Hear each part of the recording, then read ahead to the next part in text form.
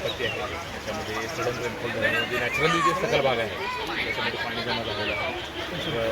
साधारणतः पाऊस थांबलेला आहे. पाऊस उसळून आता साधारण 2 तास एक लागतील आम्हाला आणि त्यानंतर त्यांचं कोणाच्या घरात पाणी असतं आणि ती जी मुसळी यंत्रणा आहे पंचनामे करण्यासाठी आम्ही जिल्हाधिकाऱ्यांना विनंती केलेली आहे. आणि नागरिकांना आव्हान राहील फक्त की जिथे जास्त पाण्याचा प्रवाह वगैरे असेल त्या ठिकाणी विशेषतः मुलांनी किंवा वयोवृद्ध लोकांनी जाणं टाळावं. कारण 2 तास आमची यंत्रणा आहे ज्या ठिकाणी पाणी कुठं अडले असेल काय असेल त्याच्या काढण्यासाठी आमची यंत्रणा तिथं दाखवत होती.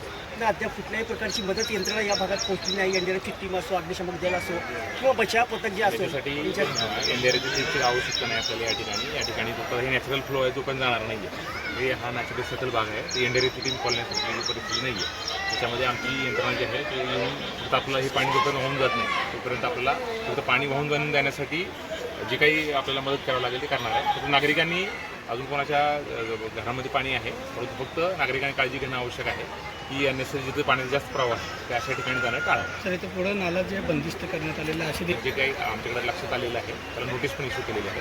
आता समजा 1-2 दिवसात नाही काढलं तर आमच्याकडून ती कारवाई करण्यात येईल. धन्यवाद.